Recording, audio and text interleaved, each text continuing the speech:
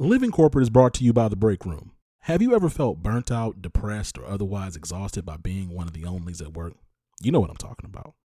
Hosted by Black psychologists, psychiatrists, and PhDs, The Break Room is a live weekly web show in the Living Corporate network that discusses mental health, wellness, and healing for Black folks at work. Name another weekly show explicitly focused on mental health, wellness, and healing for Black folks at work. I'll wait. This is why you got to check out The Break Room, airing every Thursday at 7 p.m. Central Standard Time on livingcorporate.tv.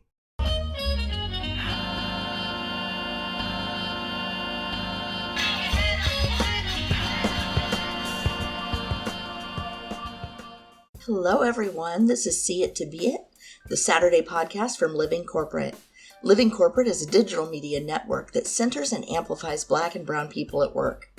My name is Amy C. Waninger, and I'm the host of See It to Be It. When I was growing up in rural southern Indiana, I didn't know about people who went to college or who worked in professional roles. Why? Because when people went to college, they didn't come back. I didn't know what those jobs looked like or how to break into them. But this show isn't about me, it's about our guests. Every Saturday, I bring you career stories from everyday role models in jobs you may not know exist.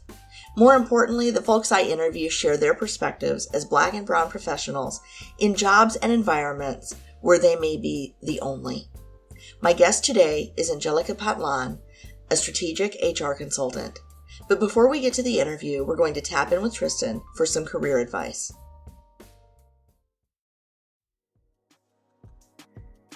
What's going on, y'all? It's Tristan of Layfield Resume Consulting, and I've teamed up with Living Corporate to bring you all a weekly career tip. This week, let's talk about the length of your resume. Have you ever been told that your resume has to be one page? I get so many questions during my consultations on how long a resume can be. I think getting your resume to one page is definitely a good goal, but I also understand it's not always possible. I definitely understand the logic behind a one-page resume. With the average job posting getting 200 plus applicants and recruiters scanning resumes for 6 seconds on average, getting to the point is definitely necessary. But I also think there's another factor we need to take into consideration, and that's relevancy. I always tell my clients that there are two things you want to consider before adding a second page. First, when it comes to things like older roles, awards, certifications, and more, try to be honest with yourself. Are these things adding skills or experience that isn't already represented by more recent roles? Or are you holding on to it due to an emotional attachment? If it's adding value, then go ahead and keep it. But if you want it there because you think it brings you some sort of clout, I would reconsider keeping it on your resume because it may land you in the no pile. The second thing you should ask yourself is, can you fill an entire page with that relevant information? I'm by no means a one-page advocate, but I do believe that if you are going to use a second page, it needs to be filled with relevant content. If you have anything less than 3/4 of a page, I would suggest you try to figure out a way to condense it down. While I can definitely see the benefits of a second page, I don't recommend adding pages beyond that. Remember, this advice is for resumes. If you have a CV, that's a little bit of a different story. This tip was brought to you by Tristan of Layfield Resume Consulting. Check us out on Instagram, Twitter, and Facebook at Layfield Resume, or connect with me, Tristan Layfield, on LinkedIn. Living Corporate is brought to you by The Group Chat, a bi-weekly web show in the Living Corporate network that tackles diversity, equity, and inclusion topics your jobs, legal, and HR departments would never let fly. With topics like white supremacy at work, finding out that I'm a Karen, decolonizing DE&I, racial gaslighting at work, and imposter syndrome while Black, you may be able to see why, but you may also be able to see why so many folks love it. Between our incredible host and our guests, which range from Fortune 500 executives to academics to activists to entrepreneurs, every other Saturday at 10 a.m. Central Standard is something special. So make sure you check out The Group Chat on livingcorporate.tv. As the proud daughter of a single mother and first-generation college graduate, Angelica has been making waves since day one by overcoming obstacles and breaking down barriers. So it's no surprise that she's making waves within the HR space to break down obstacles and barriers for others and make a better future for work and for HR. She has a BA in anthropology and a master's of science in human resource management. Angelica, welcome to the show. Thank you so much for having me. I'm excited to be here. I am so glad to have you. You know, I've had a number of D&I professionals on the show. I don't know if I've ever had anyone in HR that still worked in HR at a company.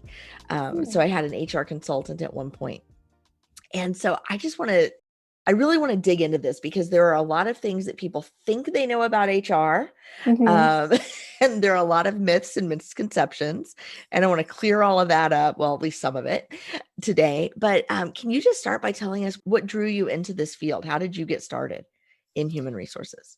Sure. Yeah. So I started in human resources really out of a toxic workplace. I had joined an organization right out of college. I was super excited, bright-eyed, ready to start an amazing career.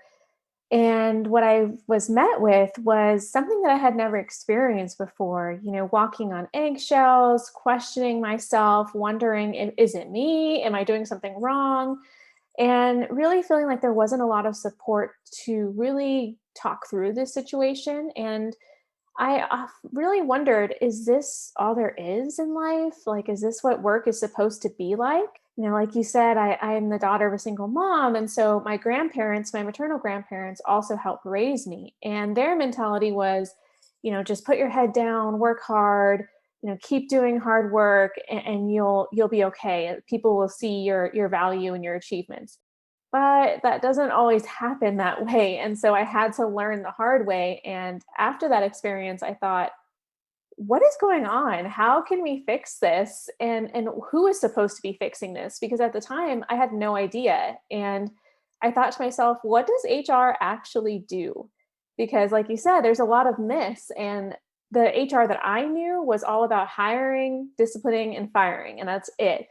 And so when I started to look into it more, I actually found strategic human resources, and I enrolled in a program with Southern New Hampshire University where we really went over human resources that I don't think is in a lot of organizations, which is truly sad, but it inspired me to realize that human resources is way more than we think it is. And that's the path I decided to take. That's great. I want to dive into so many of the things that you said, but let's start with the term strategic human resources, because that's a new phrase for a lot of people, I'm guessing. And can you kind of explain what you mean by that and what that work entails?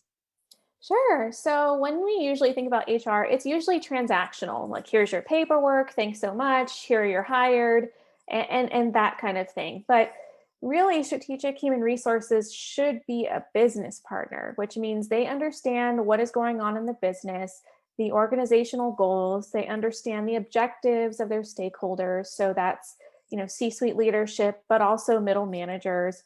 And they are the strategic mastermind, basically, of how to get all of these resources to work together in a way that helps the organization meet its goal and do it in a way that keeps the humanity within the workplace and keeps people engaged.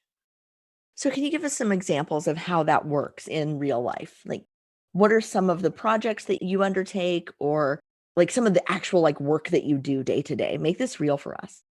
Yeah, so I recently began as I'm an HR consultant, but my official title is a human resource coordinator with Assemble Network, or Assemble HR Consulting. And the whole mission is to bring people-focused leadership back to the workplace. So that means putting together programs, whether it's about DE&I or decision making, feedback, so that people understand how to work together with their leaders. But there's also ones that are particular just to leadership, because that allows people to, in those leadership positions, to understand where there may be gaps in their skills and where there may be areas that they need to strengthen or improve on. Because at the end of the day, we're all just people interacting with each other. And if HR isn't there to kind of support that growth and that development, then that's when those separations and fractions can occur. So when you look at the work that you were doing prior, when you said, does it really have to be this way? Right? Is this all there is? How might someone in your role have helped in that situation? Yeah, I think it's all about being intentional and aware. And what I mean by that is, you should have an intention with human resources with your people. So being intentional about your conversations, getting to know someone past just hello, how are you? Or, here's your paperwork and benefits. Thanks so much. Here's an email to contact us. And it's also about being aware. So if there are certain situations that are coming up that are a pattern with certain people, then that could be a situation that you need to be aware of and be proactive with rather than reactive. And that would have helped in the situation that I was in, because oftentimes it was very reactive. A situation would come up, oh, deal with that really fast, and then get it over with. Whereas if we would have just taken the first steps to really understand what is the dynamic in this particular department, or what is the culture within this department, and how is that affecting this situation, how is that kind of continuing a pattern, it would have been solved a lot easier and probably would have helped all of the employees within that department. Thank you for kind of connecting those dots for us. I appreciate that. Mhm. One of the things that you said that really struck me, I hear this so much from people who are first generation college students, first generation professionals, whose parents were maybe working class or working poor, or lower middle class, right? Mhm. This notion that you just work hard and people will notice and that will be enough. Mhm. And those of us who got that advice early on, sadly, wasted a lot of time in our careers trying to follow it. So can you tell me a little bit about what you've learned since then and how that's Sure. impacted your work? Oh, it's impacted my work a ton. I've had to realize that nobody is going to see the work that you do unless you advocate for yourself. I've really learned that it's important to be an advocate for yourself, to really sell yourself and almost market yourself. And there's nothing wrong with that, depending on your culture. So, me being a Latina, and the way that you were brought up, that can feel very uncomfortable to try to talk about yourself in a way that almost feels like you're being arrogant or, boasting.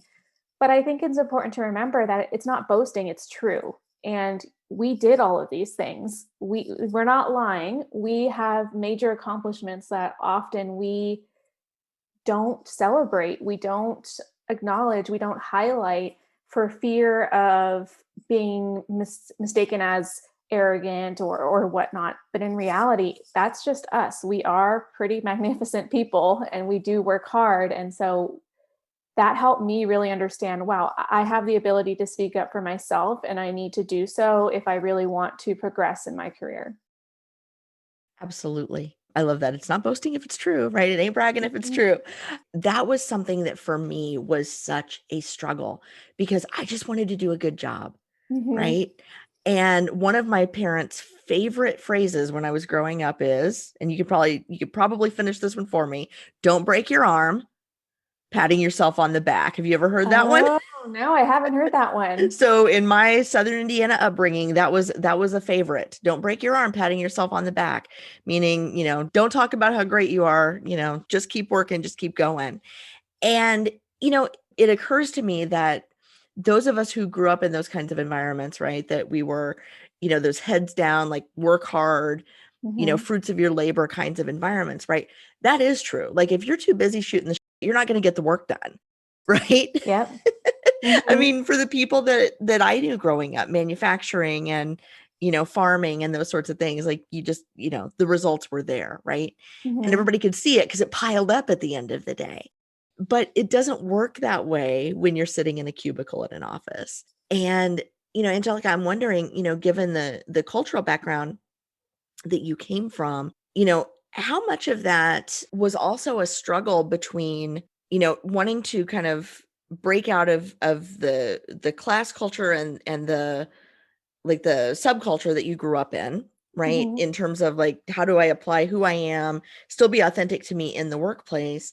But then there's also a balance there, I would imagine, especially for a young Latina woman, about being in a white dominated, male dominated workplace and not wanting to, the word that I'm coming up with is not the right word, but not wanting to like get out of your place, right? You want to know your place when you're there, because there's also backlash against people who don't fit the mold, right? Don't fit the historical mold, and then who try to break in. So it's like you have to do a certain amount of speaking up for yourself, to be seen as a professional. But then if you do too much of that as a young Latina, now you're painted into a different corner that you may not want to be. Can you talk a little bit about how you experienced that? Because I don't want to put words in your mouth. Yeah, funny enough, I was able to go to a predominantly white institution for college at Smith College in Massachusetts. And that was the experience that really opened my eyes to the need to balance, especially in situations where you are in a predominantly white setting. And there are certain nuances that, while not explicitly stated, are frowned upon. And you can tell based on people's reactions. So going into the workplace, I had to really read my audience and understand, okay, who is this person? What is important to them? It's almost like playing a game. You really need to understand who the person is sitting across from you, what is important to them, how can you help them with what's important to them, but then not lose yourself in that organization and trying to prove yourself that you are worthy, you're valuable. And so for me, I struggled with that early on in my first organization. I definitely lost my identity. I molded myself, conformed into what I thought people would want to see. But at the end of the day, the only person that was left really struggling and really lost was me. And after that experience, I realized, you can change yourself for other people and try to make yourself into what you think they want. But at the end of the day, it's not really going to matter, because you're not going to be able to keep that up for the long term. And if somebody doesn't like you for who you are, then that's not on you. That's on the other person. And sometimes we have to separate that. We have to, understand that sometimes other people's responses to our authentic self is not our responsibility. If we know that we came from a place of wholeness, a place of honesty, a place of true authenticity, then that's what matters. And that's what I've had to lead with is I'm not going to be everything for everyone, and that's okay. I think that is so important for people to hear and for people to internalize early in their careers. Because Mm-hmm. oftentimes when we feel like a fish out of water, right? When we feel like we're the only and we're just, we have to succeed, right? Because it's not just us that's dependent on that, right? It's our families that put so much into us Mm-hmm. to get us to that point, right? And so there's a lot more pressure than just our own pressure. Yeah. In those kinds of situations. And so we feel like, we feel all of the burden, right, of those expectations. It can be easy to forget who we are and what we want. And Mm-hmm. so thank you for sharing that. Is there like a defining moment for you where this kind of came to a head and you said, this is it, this is the line in the sand, like I've got to do something different? Or was this a slow realization over time for you? I think it was a little bit of both for me. I had spent over 3 years in the job that I had when I came out of college. And slowly but surely, I kept feeling that gnawing feeling that something was off, something was just not right. And at the end, I'll be honest, I pretty much slipped into a depression. Like after that job, I felt like, who am I? What am I doing here? I have no clue. This is not the life that I thought I was going to have. I think sometimes we're, especially as, brown and black people, we are taught this narrative that if you do X, Y, and Z, you'll get to happiness and success. There's like almost this recipe that you have to follow. And so at the end, I was like, I did the recipe, where's my dish? And it really kind of shook me. It really made me feel like, wow, like now what? How am I going to navigate this? And how am I going to figure out what I actually need to be doing? And so I would say it was slow in the beginning, and then it hit me at the end. And it still was slow a little bit after that to realize I don't have to fit into somebody else's narrative to be valuable and worthy. And I just need to show up as myself. And that's what matters, because I know that my work ethic will speak for itself. But if I'm not showing up as myself and being true to who I am, then I'm going to end up in the same situation I was in. Yeah. Wow. Thank you for sharing that with us. Yeah. I hope that our listeners are appreciating this and the vulnerability that you're sharing, because I feel like I'm in therapy, right? It's like, oh my gosh, you're speaking so many people's truth right now. So thank you for that. let me shift back a little bit to your role at Assemble. How can Assemble help leaders bridge that gap between, wanting to build diverse teams, but then also meeting the needs of diverse teams? Because there's a difference there, right? Mm-hmm. You can't just bring people in and expect them to assimilate. You have to bring them in and make them feel welcome. How does your organization help with that? Yeah, so Assemble has DEI framework that they use. And really, you can't have people say they want diverse teams if they don't even understand the basic tenets of diversity, equity, and inclusion. And, that's not everybody's upbringing, culture, socialization, narrative. So you really have to start with the basics and help them understand that having the faces is not enough. And that's what Assemble teaches, is really having the basic knowledge, but then moving into the hard conversations, the ones that make you uncomfortable. And it also means bringing in the people that are affected the most. So I know that Assemble holds, roundtables with organizations, with their employees, to really understand how the employees are experiencing diversity, equity, and inclusion. And then they also revert back to the leaders as well to say, hey, what is your idea of what's going on in this organization? And it really helps both sides come together and understand we may have a gap, we may have things that need to be built upon, or we may not even understand what exactly we're trying to do at all. And so I found that that's super important because, yeah, like you said, you can bring as many people as you want into your organization who are diverse, but if you don't have the structure and the basic knowledge to support those people, they are not going to stay. Absolutely. I was scrolling through Twitter, a feed of like things you learn when you grow up poor. Because I didn't grow up. I mean, we weren't destitute, but we didn't have a lot of money. And I certainly had friends who were on, free lunches and that sort of thing. And it just occurs to me that one of the things that was in that thread was you never talk about what you dream about when you're Mm. when you're young and you're poor, because people are there to tell you like you'll never get there, you can't have it, right? Mhm. And then those same kids grow up into adults who go into the workplace. And one of the first conversations their managers have with them is, so what are your goals? What are your dreams? What are your ambitions? And they can't in those few moments undo a lifetime of being conditioned out of those conversations.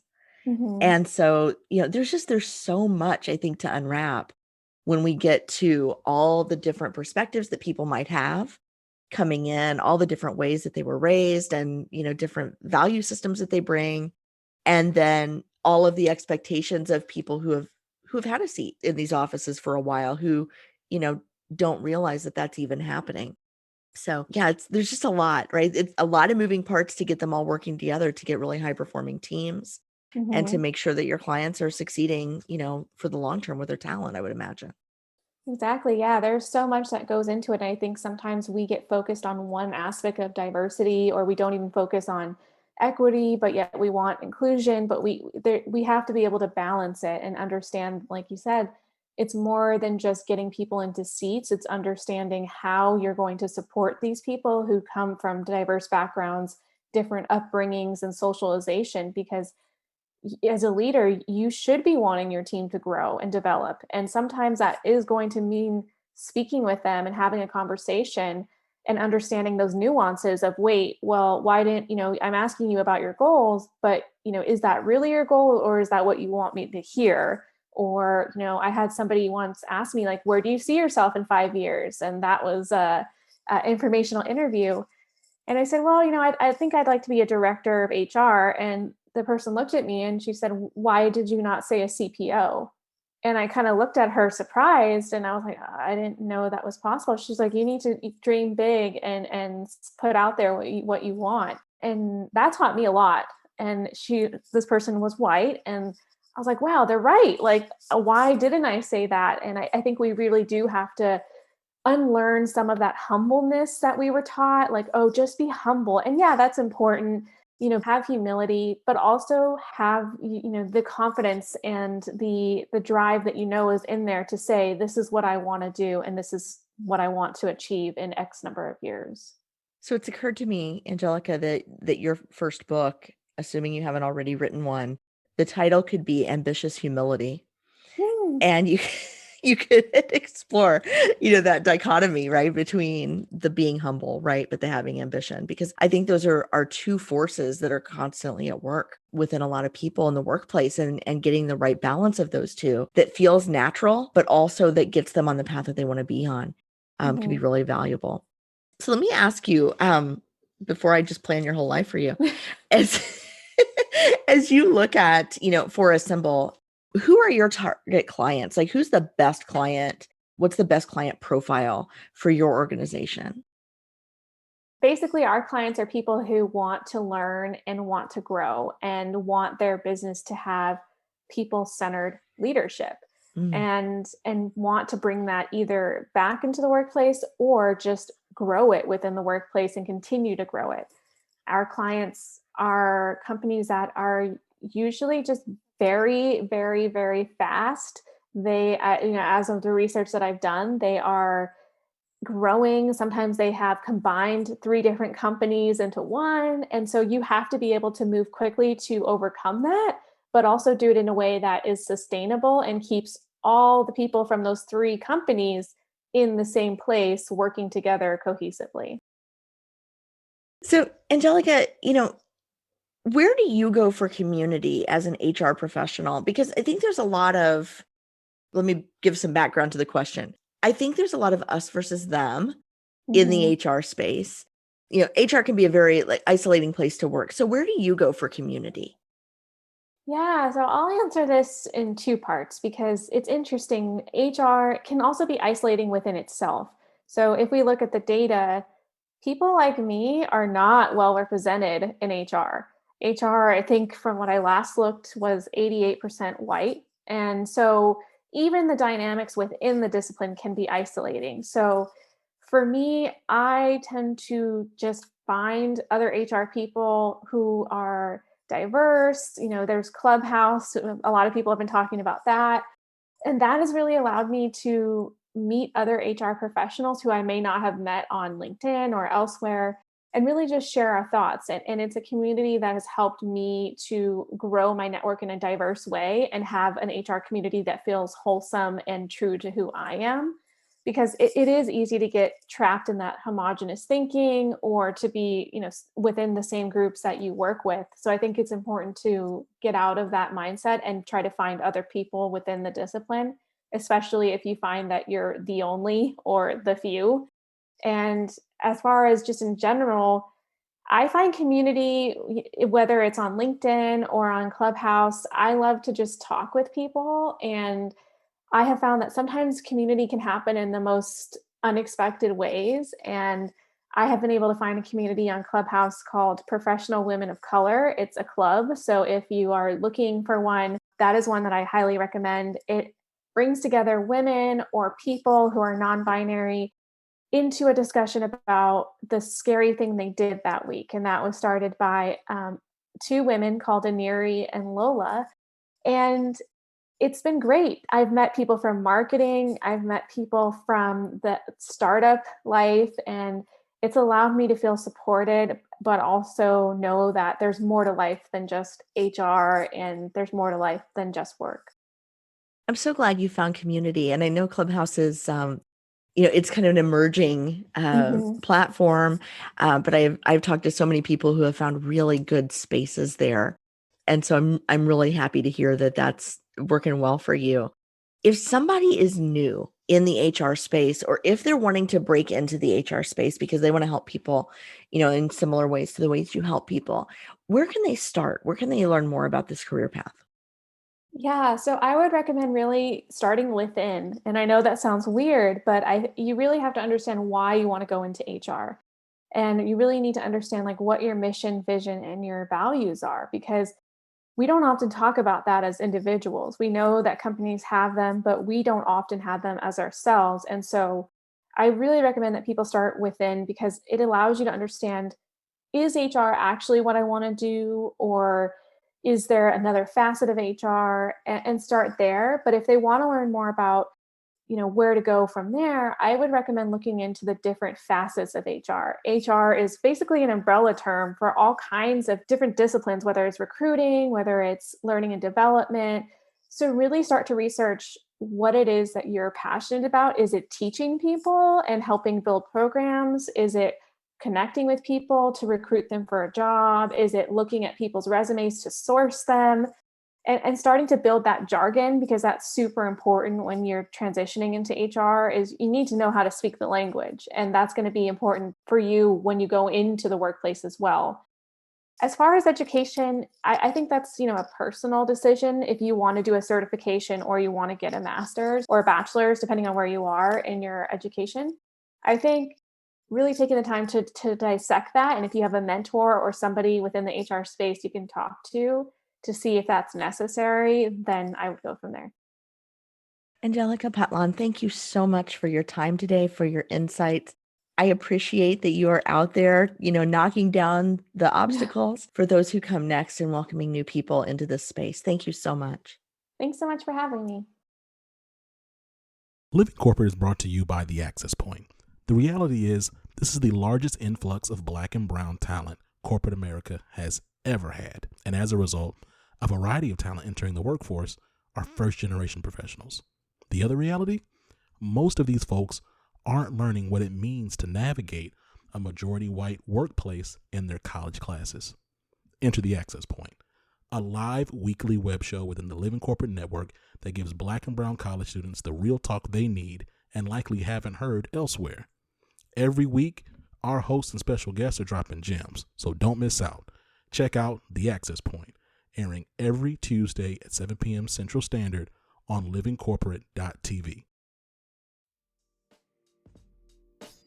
Wasn't Angelica wonderful? What I loved about this interview was the way she talked so matter-of-factly about, the discrepancy between, the values that were instilled in her growing up and the values that were important in the workplace. And, I think this is something that a lot of us who are first generation in professional jobs struggle with. And I think it's especially a struggle for people who are Black or brown in the workplace, because again, there's this certain amount of people expecting you to show up a certain way or to stay in your place in these white dominated office spaces. And so I love what Angelica shared about just being authentic to yourself and, figuring out that the people that are for you. If you enjoyed this episode, don't forget to subscribe to Living Corporate and share us with your friends and colleagues. You can also help us out by leaving us a 6-star review wherever you get your podcasts. Now maybe you're thinking, but there are only 5 stars, I can't leave a 6. Yes, you can. You give us all 5 of those first stars, but then you go to the next step and you leave a couple of sentences in your own words telling us what you liked about the show. Don't forget to visit living-corporate.com to learn more about our other podcasts, videos, web shows, and more. This is Amy C. Waninger signing off, and I'll see you next week.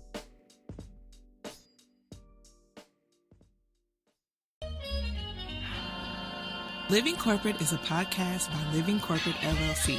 Our logo was designed by David Dawkins. Our theme music was produced by Ken Brown. Additional music production by Antoine Franklin for Musical Elevation. Post-production is handled by Jeremy Jackson. Got a topic suggestion? Email us at livingcorporatepodcast@gmail.com. You can find us online on Twitter, Facebook, Instagram, and living-corporate.com. Thanks for listening. Stay tuned.